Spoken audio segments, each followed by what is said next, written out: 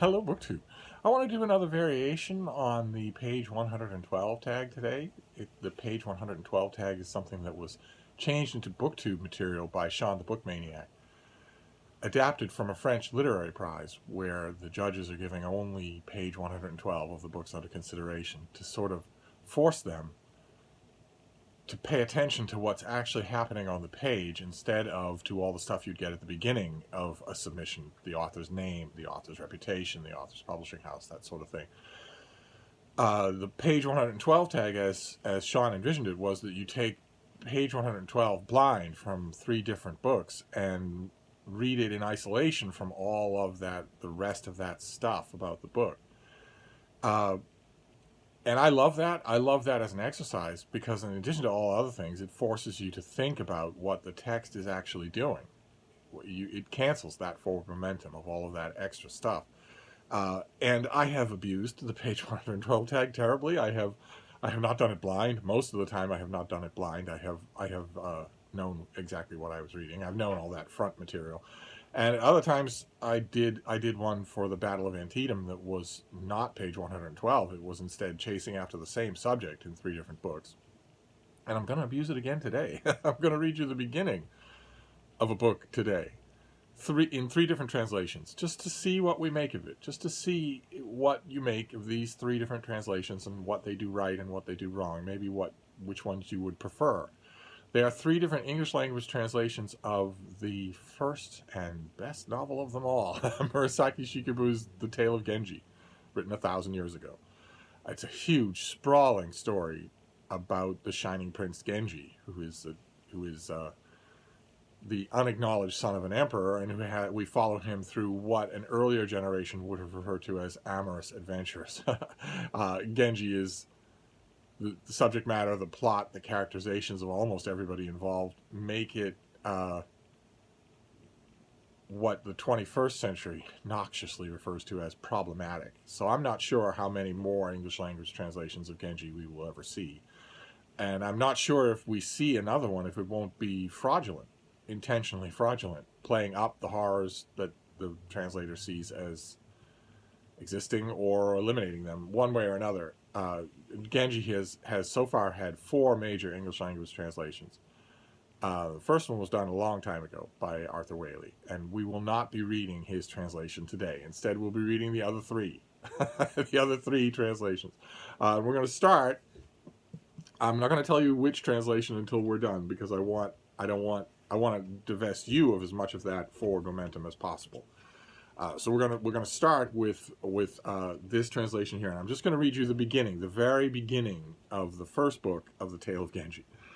In whose reign was it that a woman of rather undistinguished lineage captured the heart of the emperor and enjoyed his favor above all the other imperial wives and concubines? Certain consorts, whose high noble status gave them a sense of vain entitlement, despised and reviled her as an unworthy upstart from the very moment she began her service. Ladies of lower rank were even more vexed, for they knew his majesty would never bestow the same degree of affection and attention on them. As a result, the mere presence of this woman at morning rites or evening ceremonies seemed to provoke hostile reactions among her rivals, and the anxiety she suffered as a consequence of these ever-increasing displays of jealousy was such a heavy burden that gradually her health began to fail. His Majesty could see how forlorn she was, how often she returned to her family home. He felt sorry for her and wanted to help, and though he could scarcely afford to ignore the administration of his advisors, his behavior eventually became the subject of palace gossip. Ranking courtiers and attendants found it difficult to stand by and observe the troubling situation, which they viewed as deplorable. They were fully aware that a similarly ill-fated romance had thrown the Chinese state into chaos. Concern and consternation gradually spread through the court, since it appeared that nothing could be done. Many considered the relationship scandalous, so much so that some openly referred to the example of the prize consort Yang. The only thing that made it possible for the woman to continue to serve was the emperor's gracious devotion. The woman's father had risen to the 3rd rank as a major counselor before he died. Her mother, the principal wife of her father, was a woman of old-fashioned upbringing and character who was well trained in the customs and rituals of the court. Thus, the reputation of her house was considered in no way inferior and did not suffer by comparison with the brilliance of the highest nobility. Unfortunately, her family had no patrons who could provide political support, and after her father's death, there was no one she could rely on. In the end, she found herself at the mercy of events and with uncertain prospects. Was she not then bound to the emperor by some deep love from her previous life? For in spite of her travails, she eventually bore him a son, a pure, radiant gem like nothing in this world. Following the child's birth, His Majesty had to wait impatiently, wondering when he would finally be allowed to see the boy. As soon as it could be ritually sanctioned, he had the infant brought from the home of the woman's mother, where the birth had taken place, and the instant he gazed on the child's countenance, he recognized a rare beauty. That is the birth of Genji that we have there. And that is the first version of this that we're going to do. And there's a footnote. At that line, they were the ministers were fully aware that a similarly ill-fated romance had thrown the Chinese state into chaos. That is connected with the many considered the relationship scandalous, so much so that they openly referred to the example of Pri's consort Yang. That's what that refers to. And we get a footnote. The courtiers are referring to the Song of Everlasting Sorrow by the Tang Dynasty poet Bai Juyi. The poem recounts the infatuation of the Emperor Zhaozong with Yang Gufei, which caused him to neglect the affairs of state. His army revolted, and he was forced to execute his lover. That is not in Genji, of course. That is a footnote because Murasaki Shikibu knows that her readers would know that. So she only has to invoke it. She doesn't have to explain what it is. But we do get a footnote at the bottom of the page to explain what that is. And in this translation, you notice what seems almost like a little bit of padding. Going under the assumption here that you don't know, that you can't read the original. I can't read the original. We are sort of, in a case like this, completely at the mercy of the translator. So you have to notice their tics, and you have to wonder if their tics are reflections of the book they're translating. Like, for instance, the phrase high noble status. Okay. Noble status, high status, either would do, but instead we get high noble status. His Majesty would never bestow the same degree of affection and attention on them. Affection and attention feels like a little bit of duplication. And there was another one, right? There was another one.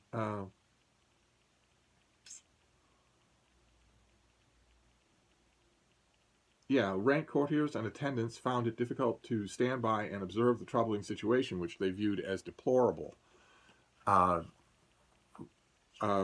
Ranking courtiers and attendants are almost certainly the same thing. And you read a line like that and other lines like that in the passages that we read, and you get the impression, you don't know if it's right or not, but you get the impression that this could be said a little pithier.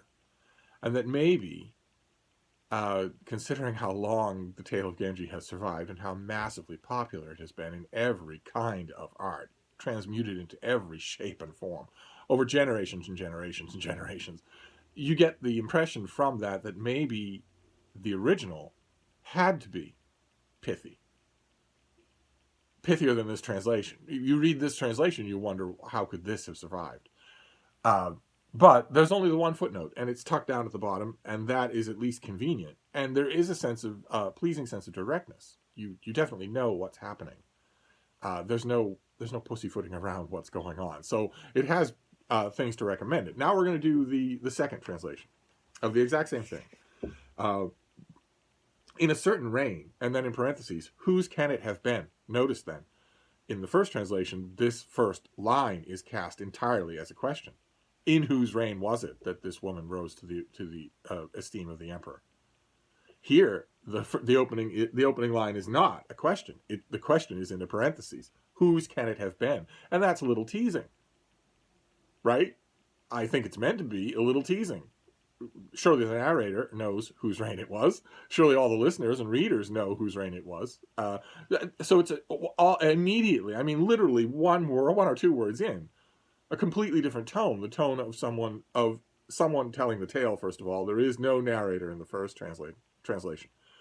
The presence of a narrator who is telling the story, as opposed to just the story, is absent from the first translation, and certainly any hint of a twinkle in the eye is gone. There's no hint of that in the first translation that we read. And here we get it right away. So you can see right away the huge amount of variation that can go on here. Let's continue. I know I interrupted, you did. But let's see. In a certain reign, whose can it have been? Someone of no very great rank among all his majesty's consorts and intimates enjoyed exceptional favor. Those others who had always assumed that pride of place was properly theirs despised her as a dreadful woman, while the lesser intimates were unhappy still. The way she waited on him day after day only stirred up feeling against her, and perhaps this growing burden of resentment was what affected her health and obliged her often to go withdraw in misery to her home. But his majesty, who could less and less do without her, ignored his critics until his behavior seemed bound to be the talk of all. Notice, once again here, more and more differences come crowding in. We barely get any intimation that this person, who is it? Someone of no very great rank? We barely get any intimation that this person is a woman at all. It's almost smuggled in that this is a woman who is enjoying the favors of the emperor. And we are told that in the first translation, we're told that the tittle tattle and the disapproval of all of the highborn intimates at court is what gave this woman bouts of ill health that forced her to her mother's home. Here, there's no mention of her mother's home. We're told that that she would withdraw in misery to her home. And we're asked, again, it's posed as a question, is it possible that disapproval is the thing that did it? So a very different feel right off the bat, but let's keep going. From this sad spectacle, the senior nobles and privy gentlemen could only avert their eyes. Now see, the senior nobles and privy gentlemen is an echo of high counselors and courtiers. So maybe that duplication is in the original text. You read these two back to back, what you might have suspected in the first one suddenly doesn't seem so sure. Maybe Genji, maybe Murasaki Shikadu writes that way. But anyway, from this sad spectacle, the senior nobles and privy gentlemen could only avert their eyes. Such things had led to disorder and ruin even in China, they said. And as discontent spread through the realm, the example of Yokihi came more and more to mind, with many painful consequences for the lady herself. Yet she trusted in his gracious and unexampled affection and remained at court. So here we have once again the mention that everybody at court immediately was reminded of a famous story from China. Only we have a name, Yokihi, which we did not get in the first translation, and we presume that is the name we got in the first translation, Yang. But let's keep going. The Grand Counselor, her father, was gone, and it was her mother, a lady from an old family, who saw to it that she should give no less to court events than others, whose parents were both alive and who enjoyed general esteem. But lacking anyone influential to support her, she often had reason when time came to lament the weakness of her position. Yeah, we can agree that could have been better done. Even in my inept reading, that could have been better done, and is better done in the first excerpt that we read. The Grand Counselor, her father, was gone. That staccato lowering of importance. Her father, big title, was gone. Does that happen in the original, or are we simply told that he achieved a high rank and he's gone? And also, in the first translation, we're given a finer distinction. He isn't a Grand Counselor. He's a 1 degree of Grand Counselor. Apparently, there are many.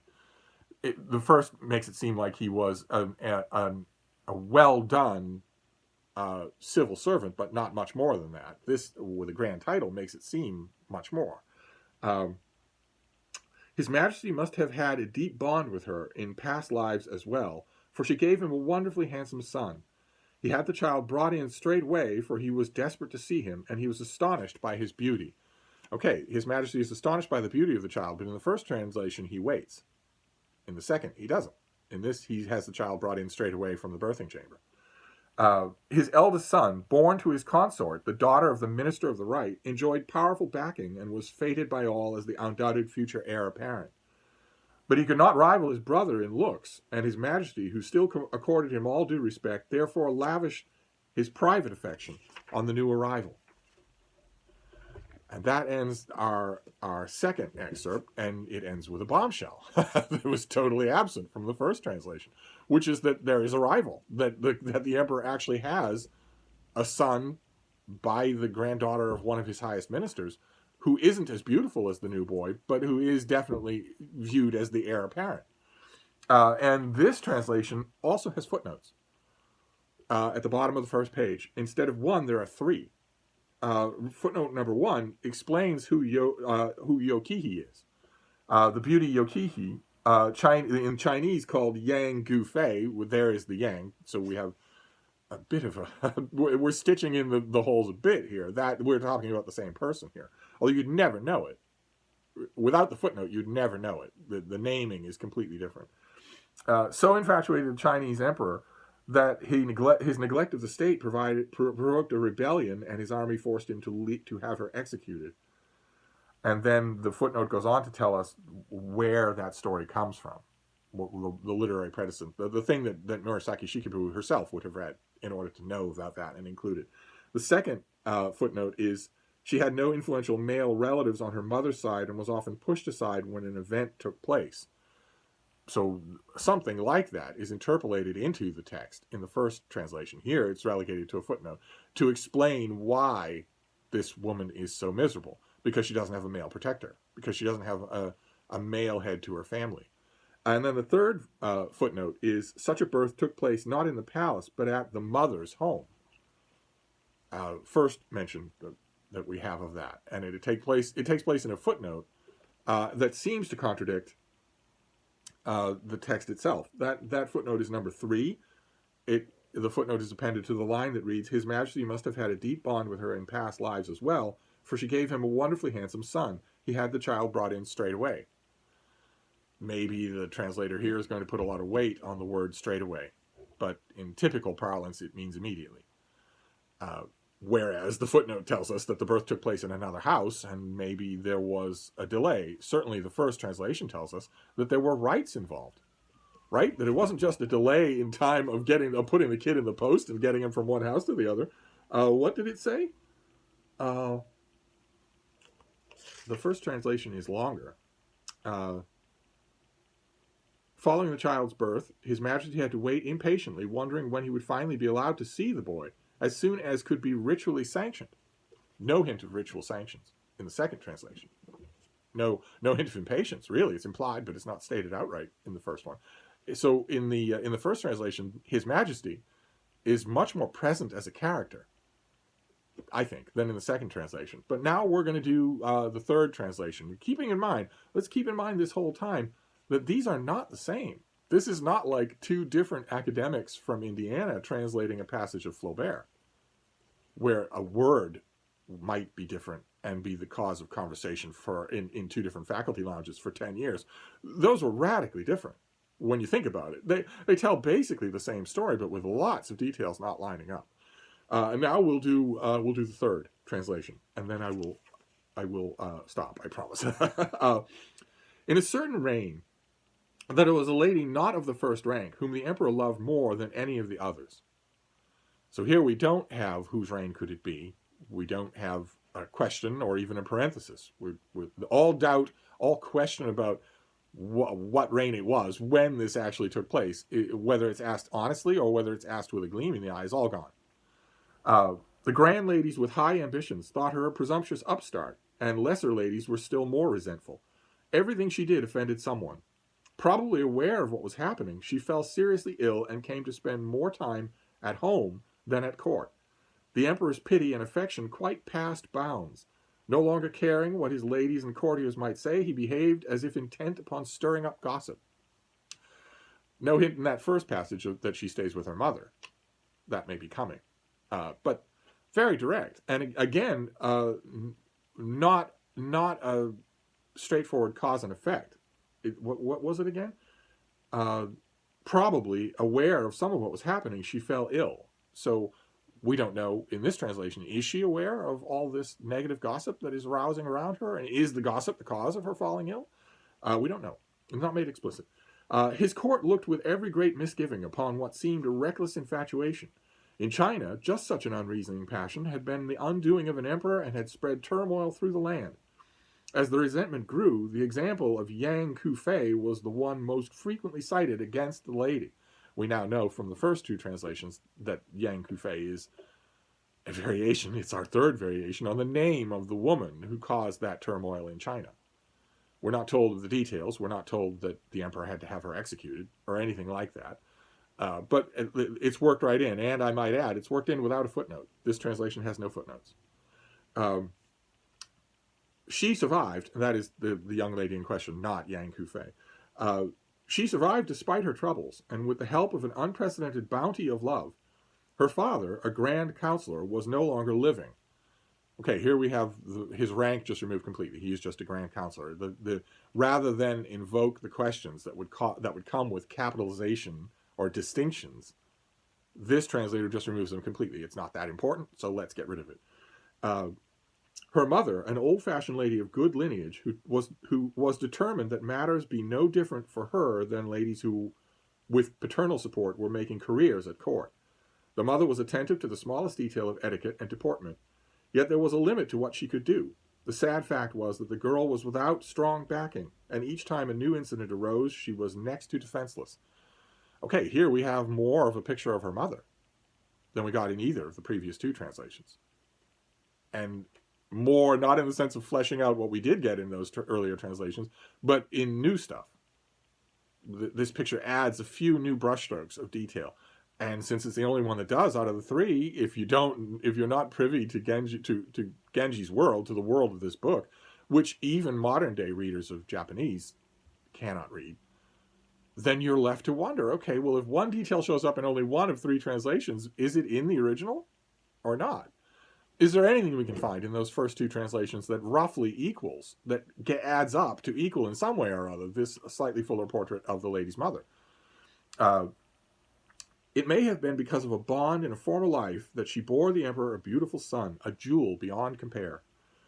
The emperor was in a fever of impatience to see the child, still with the mother's family, and when, on the earliest day possible, he was brought to court, he did indeed prove to be the most marvelous babe.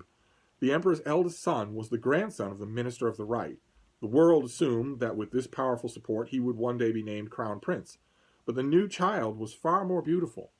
On public occasions, the emperor continued to favor his eldest son. The new child was a private treasure, so to speak, on which to lavish uninhibited affection. Okay, so there you go. That's our third translation. That third translation takes place in 4 paragraphs. It doesn't have any footnotes. And the second translation takes place in a whole page, and it has 3 footnotes. And the first translation that we read takes place in a page and a half and has 1 footnote. And I think you can agree that they're not the same at all. They provide very different reading experiences. And I'm wondering which one, just on a naked hearing, you might have liked, you might have preferred. The first translation is the latest one. It's by Dennis Washburn. This great big paperback here from W.W. Norton. Is that right? Yeah, from W.W. Norton. Great big beautiful thing. He's the one who starts off the whole translation with a question. The whole first line: in whose reign was it that a woman of rather undistinguished lineage captured the heart of the emperor? That he starts off his translation with a question. The whole first line is a question. And the second one is by Royal Tyler. This is the Penguin Classic Deluxe Edition. Another great, big, beautiful thing that goes to the bother of saying that it's unabridged. This one is the one that has 3 footnotes and allots some information to footnotes that otherwise in the other 2 translations appears more or less in the text itself. And the footnotes are at the bottom of the page. See, in micro type there, down at the bottom of the page. And then the third translation is the earliest one. It's Edward Seidensticker. We're not doing Arthur Waley this time around. So Seidensticker is the earliest translation that we're doing. Arthur Waley's was a big hit, but nothing compared to Seidensticker. Seidensticker's translation sold like hotcakes, even in the rather ornate 2-volume hardcover box set that it came out in. And I recently got this from one of you in this beautiful Modern Library hardcover with the cloth bookmark like that.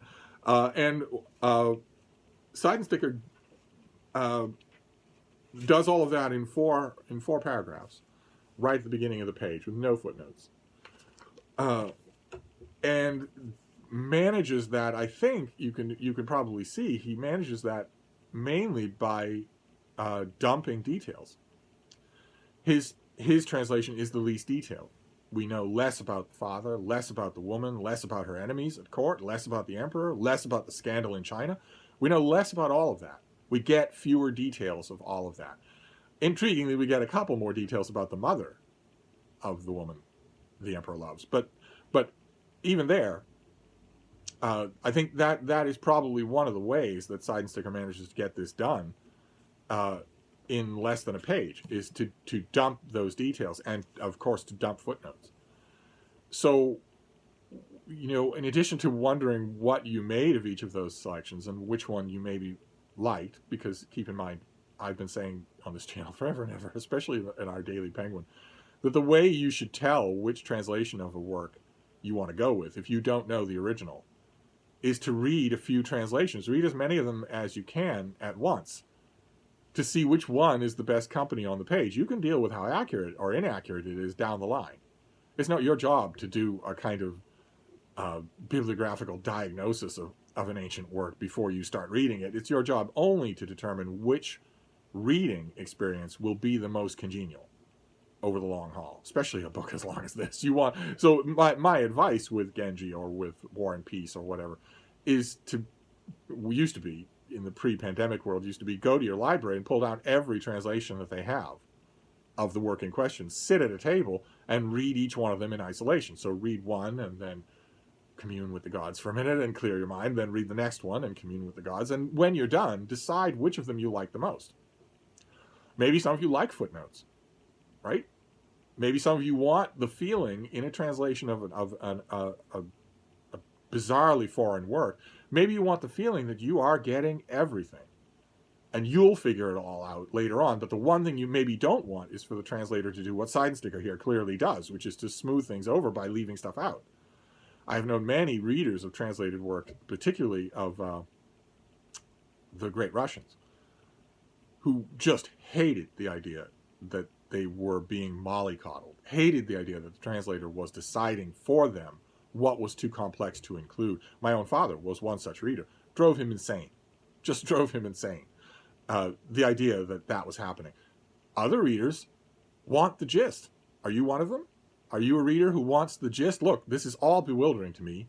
I don't know the scandal that took place in China. I don't know what a well-born literary Japanese nobleman of Murasaki Shikibu's day would have known about that scandal, or how they would have known about it. And I don't want to know. I just want the gist of the story. If I love the story enough, when I'm done with it, I'll come back and get all of that. But I don't want to be at a loss while I'm reading. Are you one of those readers? If you are, then I think it's pretty clear in this lineup that Side and Sticker is the one that you want. He's the one who doesn't do that. He doesn't bother to present you with everything. He does what the earlier translators of, for instance, Tolstoy did, which was to English things up. That's what their critics called it. And just accent the telling of a story, and you deal with all the scholarly stuff later on. Whereas Royal Tyler goes to the exact opposite of that spectrum. Here you get the impression that you are getting a lot more of what's on the page of the most reliable text that he's using for the Tale of Genji. Here you get the impression that he is actually just chucking everything that he reads straight at you, either in the text or in footnotes. And the same thing is true, maybe to a lesser degree, with Washburn. He seems to be trying his best, the best of a scholar, to tread a middle ground there. He gives you only one footnote. He tries to work in as many details as possible into the text, but there are lines he's not willing to cross. And with Side and Sticker, you don't get that impression any more than you do with, for instance, Constance Garnett for translating Tolstoy, where they are just, or for instance, Aubrey de Selincourt in our great discussion of Aubrey de Selincourt's translation of Livy. There you get the impression that the translator is perfectly aware of all the details that are on the page, but then they're making a decision like a strainer. They're making a decision how many of those details they will let onto their English version, with the reader in mind. They have the reader in mind when they're doing that. They're not trying to fool anybody. They're trying to make the most readable English version of the story, of a bizarre and exotic story. So, which one was it? Did you have a market favorite of those three? I'd love to know. But this has gone on long, so I'm gonna wrap this up for now. But I'll be back. Thank you, BookTube.